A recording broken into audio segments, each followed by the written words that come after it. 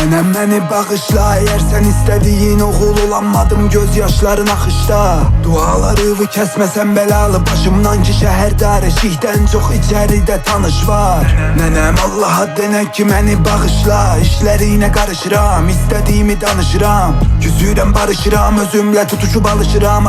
Elimde değil benim şeytan ile yarışıram. Yaşıram illegal, birinci kayda diri gal, ikinci istediğini al, üçüncü kanlı intikam. Çatışmaya devam, bakın hele de ayaktayam, yıkılmamışam buradayam. Ben de istemezdim ki bela ola, evden eşiğe çıkanda emaneti bele koyam. Hiç kime güvenemirem de ne ki korkam, böğremi bürüyüp minüzlü sakta dostlar bu kara yoldan. Üzüm ak çıkacağım, içimdeki ses değil durma, hiç neden korkma, yoluma devam.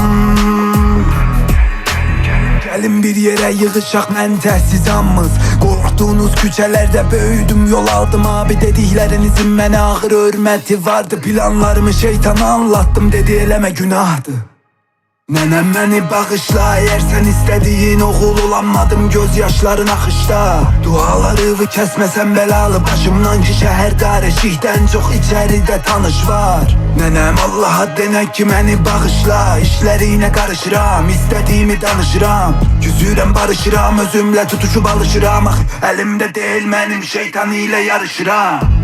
Nenem beni bağışla.